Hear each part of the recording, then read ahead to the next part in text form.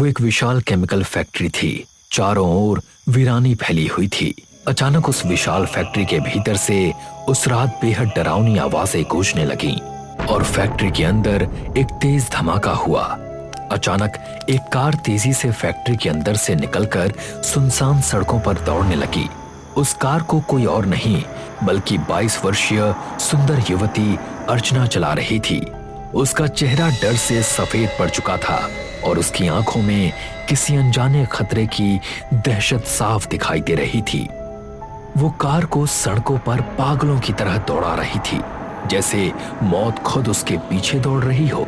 कुछ देर बाद अर्चना ने कांपते हाथों से अपना मोबाइल निकाला और एक नंबर डायल किया।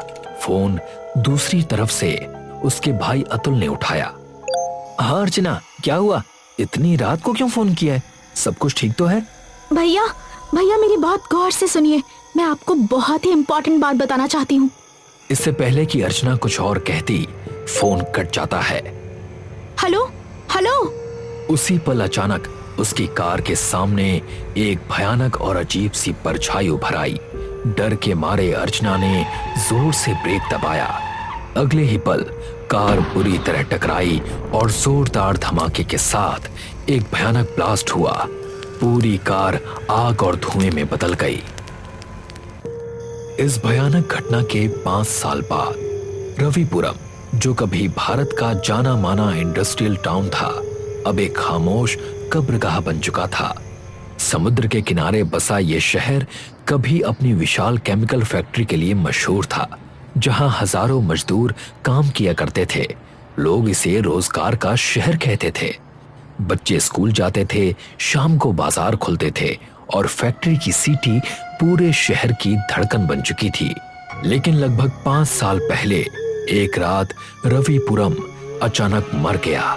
उस रात फैक्ट्री में एक भयानक विस्फोट हुआ था। सरकारी रिपोर्ट में इसे टॉक्सिक गैस लीकेज कहा गया। सैकड़ों मजदूर फैक्ट्री के अंदर ही फंस गए। कुछ की मौत हो गई थी तो कुछ गायब हो गए थे। उसके बाद पूरे इलाके से इंसानों के लापता होने की खबरें आने लगी थीं। सरकार ने उस इलाके को रिस्ट्रिक्टेड जोन घोषित कर दिया था। कोई भी अंदर नहीं जा सकता था, कोई सवाल नहीं पूछ सकता था। रविपुरम अब एक जहरीला भूतिया शहर बन चुका था। दिल्ली की फ्रेंड्स कॉलोनी में अतुल शाम को थका हारा अपने ऑफिस से लौटकर घर आता है। घर के अंदर कदम रखते ही उसकी नजर अपनी बहन अर्चना की तस्वीर पर पड़ती है। अतुल धीरे धीरे उस तस्वीर के पास जाता है। दुनिया तुम्हारे बारे में कुछ भी कहे अर्चना, लेकिन मेरा मन अभी भी मानने को तैयार नहीं है कि तुम इस संसार में नहीं हो। मुझे विश्वास है कि तुम मुझे एक दिन जरूर मिलोगी। ये कहते हुए उसकी आंखों से आंसू गिर पड़े। अतुल चुपचाप किचन में गया और खुद खाना बनाकर खाने लगा। कुछ देर बाद वो अपने बेडरूम में पहुंचा और सोने की कोशिश करने लगा। थोड़ी ही देर में वो गहरी नींद में चला गया। अतुल को सोए हुए थोड़ी देर ही हुई थी कि उसने खुद को एक फैक्ट्री के अंदर खड़ा पाया।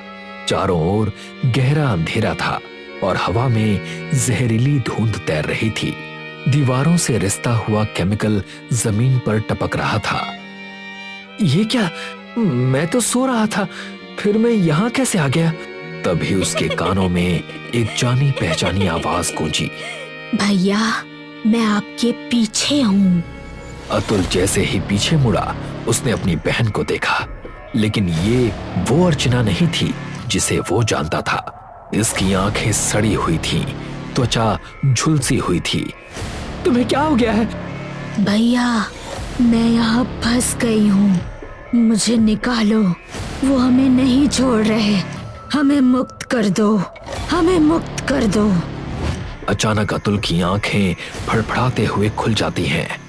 अतुल बिस्तर पर उठकर बैठ जाता है और लंबी लंबी सांसें लेने लगता है। फिर से वही भयानक सपना। पिछले 5 सालों से ये सपना मुझे लगातार क्यों आ रहा है? जरूर इस सपने का मेरी बहन से कोई ना कोई लेना देना है। कुछ देर बाद उसने फिर सोने की कोशिश की, लेकिन नींद नहीं आई। अगले दिन ऑफिस जाने से पहले अतुल ने अपना कंप्यूटर खोला। उसने एक 5 साल पुराना मेल देखा जिसे वो रोज पढ़ता था। उस मेल में लिखा था कि अर्चना की मृत्यु एक दुर्घटना में हो गई थी और बदकिस्मती से उसका कोई शव नहीं मिला था। अतुल कुछ देर तक स्क्रीन को देखता रहा, फिर कंप्यूटर बंद कर दिया। तभी अचानक डोर बेल बजती है। अतुल उठकर दरवाजा खोलने चला जाता है। बाहर उसकी गर्लफ्रेंड तान्या और उसका दोस्त गौरव खड़े थे। अतुल हल्की मुस्कान के साथ दोनों को अंदर लाता है और ड्राइंग रूम में बिठाता है। क्या हुआ? ऐसा लग रहा है जैसे तुम रात भर नहीं सोए। हाँ, रात भर मुझे नींद नहीं आई। तान्या अचानक गंभीर हो जाती है। कल मैंने YouTube पर एक वीडियो देखा था, टॉक्सिक रविपुरम एक्सपेरिमेंट एक्सपोज्ड। ये सुनकर अतुल चौंक जाता है। क्या? बताओ, कहाँ है वो वीडियो? मैंने वीडियो में देखा था कि एक यूट्यूबर बता रहा था कि रविपुरम फैक्ट्री में सरकार और कंपनी ने मिलकर इंसानों पर केमिकल एक्सपेरिमेंट किया था। उन्हें जहर दिया गया था। लोग मरे नहीं बल्कि चलती फिरती लाशों में तब्दील हो गए। न पूरी मौत न पूरी जिंदगी। वीडियो अपलोड होने के कुछ ही देर बाद उसे यूट्यूब से डिलीट कर दिया गया और अब उसका कहीं कोई निशान नहीं है। कमरे में एक अजीब सी खामोशी फैल गई। हो सकता है कि सरकार ने उस यूट्यूबर को ही गायब करवा दिया हो। जरूर कोई ऐसा रहस्य है जिसे सरकार हम सबसे छुपा रही है। वरना बताओ, रविपुरम शहर एक ही रात में लाशों में कैसे बदल गया? और आखिर वहाँ ऐसा क्या है कि उस इलाके में सरकार किसी को जाने ही नहीं देती? यहाँ तक कि उसके बारे में बात करना भी मना है। अतुल गहरी सोच में डूब जाता है। तुम दोनों सही कह रहे हो, जरूर वहाँ कोई बड़ा राज है। मैं तो बस उस दिन को कोसता हूँ जब मेरी बहन अर्चना फार्मास्टेक कंपनी में काम करने गई थी और मैंने उसे इसकी इजाजत दी थी। फिर एक दिन कंपनी ने उसे रविपुरम फैक्ट्री में किसी स्पेशल प्रोजेक्ट के लिए भेजा और उसके बाद वो कभी घर नहीं लौटी। बस कंपनी ने एक औपचारिक मेल भेज दिया कि अर्चना की मृत्यु एक दुर्घटना में हो गई है, लेकिन कोई शव नहीं मिला और फाइल बंद कर दी गई। लेकिन अर्चना के गायब होने के मेल आने के कुछ दिन पहले रात के समय अर्चना का मेरे पास फोन आया था और फोन पर वो बहुत ही घबराई हुई थी और उसने बस इतना कहा कि वो मुझे बहुत ही जरूरी बात बताने वाली है। और फिर उसके बाद कॉल डिस्कनेक्ट हो गया। मैंने दोबारा फोन लगाने की कोशिश की लेकिन फिर फोन नहीं लगा और उसके बाद अर्चना की मौत की खबर मिली। गौरव कुछ पल तक चुप रहा, फिर बोला, इतने लोगों का अचानक गायब होना, वीडियो का हट जाना, मेरी बात पर विश्वास करो अतुल, मुझे लगता है कि ये सब एक्सीडेंट नहीं है। ये एक ऐसा कड़वा सच है जिसे हम सबसे छुपाया जा रहा है। अतुल ने तान्या की ओर देखा। अब मुझे तुम दोनों की बातों में सच्चाई नजर आने लगी है, क्योंकि जब से मेरी बहन अर्चना लापता हुई है तब से मुझे एक ही सपना आता है। इतना कहकर अतुल अपने सपने के बारे में दोनों को बताते हुए कहता है, और सपने में अर्चना मुझसे यही कह रही होती है, हमें मुक्त करो, हमें मुक्त करो। कमरे में कुछ पलों के लिए एक डरावना सन्नाटा छा गया। तान्या गहरी सोच में डूब गई। मुझे लगता है कि हम तीनों को वहाँ जाना चाहिए। गौरव चौंक गया। लेकिन वहाँ जाना तो मना है ना? जानती हूँ, इसलिए हम तीनों को वहाँ चुपचाप जाना चाहिए। अगर हम कोशिश करेंगे तो कामयाब हो जाएंगे। तुम ठीक कह रही हो। वो इलाका सरकार ने सील किया है, लेकिन वहाँ जाने के और भी कई रास्ते हैं। अतुल मैप निकालता है। पिछले 5 सालों से मैं यही सोच रहा था, लेकिन वहाँ जाने की हिम्मत नहीं जुटा पा रहा था। लेकिन अगर मेरे दोनों दोस्त मेरे साथ हैं तो फिर मुझे किस बात की चिंता? गौरव की आंखों में डर झलकता है। बात तो सही है, लेकिन मैंने ये भी सुना है कि उस घटना के बाद वहां से गुजरने वाले आम नागरिक भी गायब हो गए थे। फिर उन घटनाओं के बाद ही उस रोड को भी सील कर दिया गया और उसे इन्फेक्टेड टॉक्सिक जोन घोषित कर दिया गया। जरूर कोई बड़ा और गहरा राज है। हमें चलना चाहिए। मुझे लगता है कि समय आ गया है ये जानने का कि आखिर उस शहर के साथ और मेरी बहन के साथ क्या हुआ था। कुछ ही देर में तीनों का प्लान तय हो जाता है। अगले दिन वो तीनों तैयार होकर अपनी कार में बैठकर रविपुरम की ओर निकल पड़ते हैं, उस जहरीले शहर की तरफ जहां से अब तक कोई सच्चाई जिंदा वापस नहीं आई थी। कई घंटों की यात्रा के बाद अचानक अतुल ने अपनी कार जंगल के किनारे रोक दी। चारों ओर घना सन्नाटा फैला हुआ था और पेड़ों के बीच एक अजीब सी ठंडी हवा बह रही थी। क्या हुआ? तुमने कार क्यों रोकी? इसके आगे हमें पैदल ही जाना पड़ेगा। अगर हम कार लेकर आगे गए तो पुलिस हमें रोक लेगी। अतुल ने मैप निकाला। मैप के अनुसार इस जंगल से होते हुए हम पैदल कुछ ही घंटों में रविपुरम पहुंच सकते हैं। ठीक है, चलो चलते हैं। तीनों जंगल में धीरे धीरे आगे बढ़ने लगे। कई घंटों के बाद वो तीनों रविपुरम पहुंच गए। पूरा शहर वीरान पड़ा था। घरों के बाहर कपड़े लटके हुए थे, जैसे लोग अचानक सब कुछ छोड़कर गायब हो गए हों। देखो, घरों के बाहर कपड़े लटके हुए हैं। ऐसा लग रहा है जैसे यहाँ जिंदगी अचानक थम गई हो। चलो आगे चलते हैं। घूमते घूमते वो तीनों एक उजड़े हुए घर के अंदर पहुंच गए। अंदर घुसते ही एक सड़ी हुई बदबू उनकी नाक से टकराई। ओ माय गॉड, यहाँ तो बहुत भयंकर बदबू आ रही है। गौरव की नजर सामने रखे सड़े हुए खाने पर पड़ी। तान्या, जरा वहां देखो, वहां खाना पड़ा है। ऐसा लग रहा है जैसे कोई यहाँ खाना खा रहा था और अचानक उठकर चला गया हो। खाना वैसा का वैसा ही पड़ा हुआ है, बस सड़ चुका है। बदबू इसी से आ रही है। तभी अचानक तीनों के कानों में एक भयानक आवाज टकराई। उस आवाज को सुनते ही उनके रोंगटे खड़े हो गए। ये कैसी आवाज थी? पता नहीं, ये शहर तो पूरी तरह वीरान था ना। अगले ही पल घर का एक दरवाजा जोर से टूटता है। अंधेरे के बीच दो लाल चमकती आंखें दिखाई देती हैं। वो आंखें ऐसी थीं जैसे किसी मरे हुए शरीर के भीतर जल रही आग हो। आखिर ये कौन है? वो लाल आंखों वाला प्राणी धीरे धीरे उनकी ओर बढ़ने लगता है। उसके चेहरे का मांस जगह जगह से फटा हुआ था। उसकी आंखों से खून बह रहा था और उसका चलना किसी इंसान जैसा बिल्कुल नहीं लग रहा था। ये तो किसी भी एंगल से इंसान नहीं लग रहा। तान्या, ये तो बिल्कुल जीता जागता ज़ॉम्बी लग रहा है। अगले ही पल वो भयानक मानव बड़ी फुर्ती से तान्या की ओर बढ़ा। अतुल और गौरव कुछ समझ पाते इससे पहले ही उसने अपने दांत तान्या की गर्दन में गड़ा दिए। मुझे बचाओ, मुझे बचाओ! अतुल और गौरव उस ज़ॉम्बी जैसे मानव को तान्या से अलग करने की कोशिश करने लगे, लेकिन उसमें अमानवीय ताकत थी। उसने एक ही झटके में दोनों को हवा में उछालकर पीछे फेंक दिया। तान्या चीखते चीखते वहीं दम तोड़ देती है। तान्या! अतुल की आंखों से आंसू बहने लगे। तान्या मर चुकी है अतुल। अगर अपनी जिंदगी बचानी है तो यहाँ से भागो। मुझे लगता है ये ज़ॉम्बी इस शहर में अकेला नहीं है। हो सकता है रविपुरम में इसके जैसे बहुत हों। गौरव अतुल का हाथ पकड़कर उसे घर से बाहर खींच लाता है। तभी वो ज़ॉम्बी जैसा दिखने वाला मानव भी बाहर आ जाता है और एक भयानक आवाज निकालने लगता है। ये कैसी आवाज निकाल रहा है? ऐसा लग रहा है जैसे ये किसी को चेतावनी दे रहा हो, जैसे किसी को बुला रहा हो। अगले ही पल पूरे रविपुरम में भयानक आवाजों का शोर गूंजने लगता है। मेरा शक सही निकला। इस शहर में ये ज़ॉम्बी अकेला नहीं है, ऐसे बहुत सारे ज़ॉम्बीज हैं। हमें यहाँ से भागना होगा।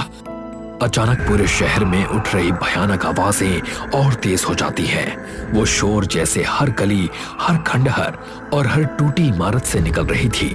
गौरव घबराकर चारों ओर देखने लगता है। तभी उसकी नजर दूर खड़ी एक जली हुई फैक्ट्री पर पड़ती है। हमें उस फैक्ट्री के अंदर छिपना होगा। मुझे लगता है कि इस तरह के दिखने वाले ज़ॉम्बीज चारों ओर से हमें घेरने आ रहे हैं। चलो वहां जाकर छुपते हैं। गौरव और अतुल अपनी पूरी ताकत लगाकर भागने लगते हैं। कुछ ही देर में वो फैक्ट्री के अंदर पहुंच गए। फैक्ट्री के अंदर कदम रखते ही उनकी नजर चारों ओर पड़ी हुई जली हुई लाशों पर पड़ी। जली हुई चमड़ी, काले पड़े शरीर और हवा में फैली मौत की बदबू उस जगह को और भयानक बना रही थी। यहाँ तो जली हुई लाशों का ढेर लगा हुआ है। लगता है ये मजदूर होंगे।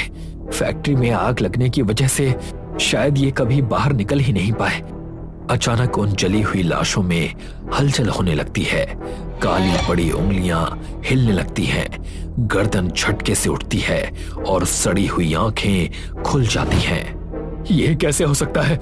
ये सब तो मरे हुए लोग थे ना। देखने से तो लग रहा है कि इन्हें जले हुए काफी समय हो गया है। अगले ही पल वो जले हुए मजदूर उठकर खड़े हो गए। वो अपनी गर्दन बड़े ही विचित्र अंदाज में इधर उधर घुमाने लगे। ये भी ज़ॉम्बी बन चुके हैं, ये ना मरे हैं ना जिंदा हैं, ये ज़ॉम्बीज हैं। इसका मतलब वो यूट्यूबर सही कह रहा था, यहाँ जरूर कोई बहुत भयानक प्रयोग चल रहा है। अगले ही पल वो जले हुए ज़ॉम्बी मजदूर अतुल और गौरव की ओर बढ़ने लगे।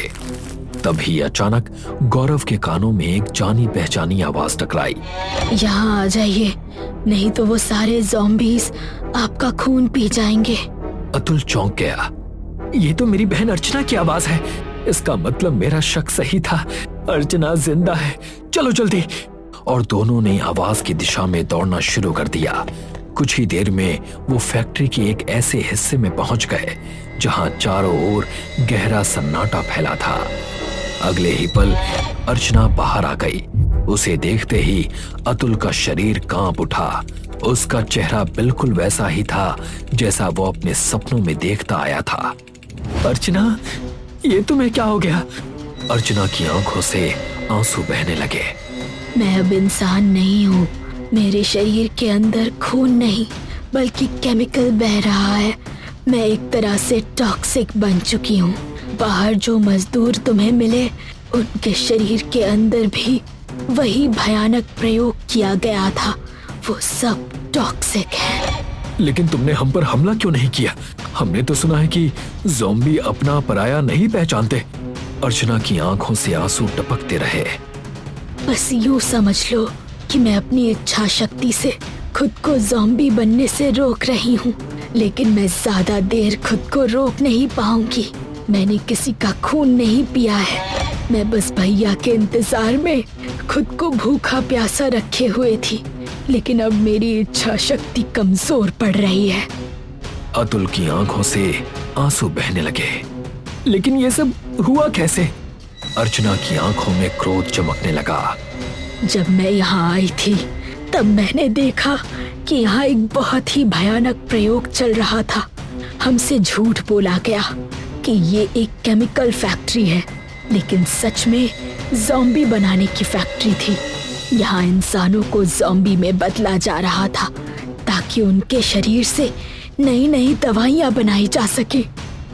उसकी आवाज में दर्द और गुस्सा घुल चुका था। लेकिन अचानक प्रयोग विफल हो गया।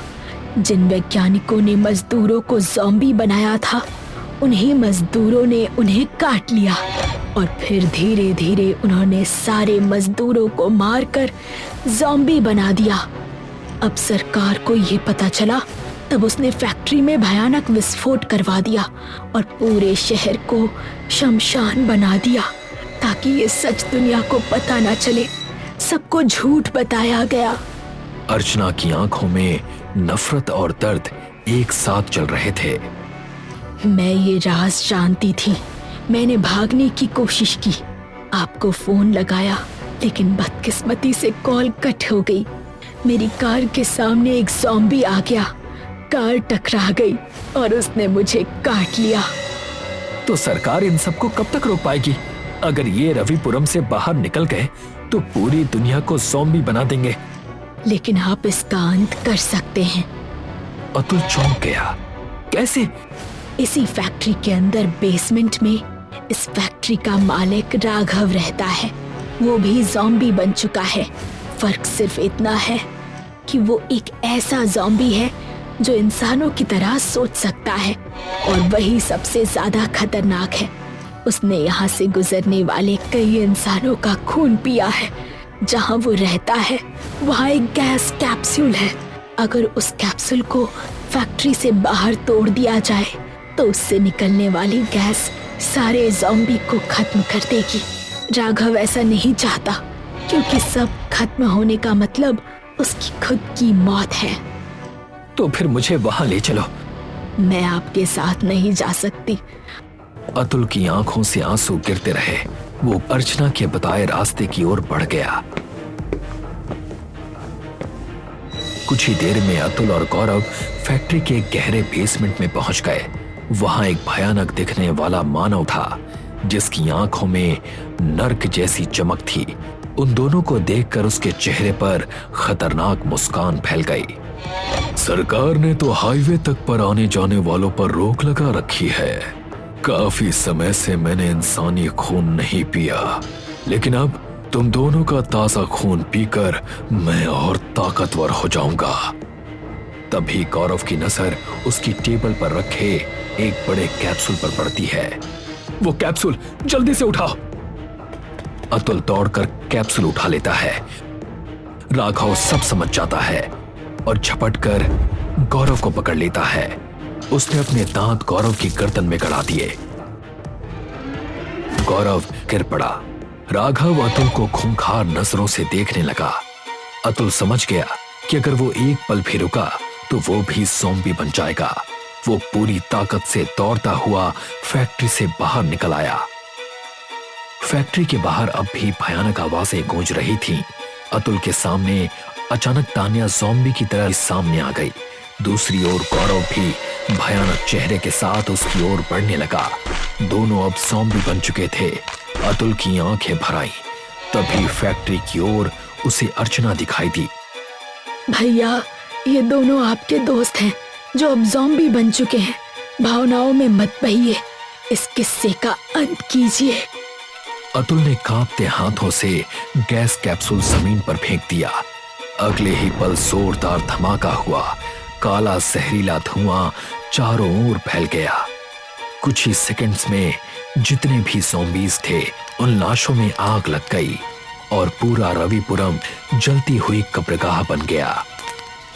अतुल आंसू भरी आंखों से उसी रास्ते पर वापस चल पड़ा जिस रास्ते से वो इस जहरीले शहर में आया था। उसके पीछे जलता हुआ रविपुरम था।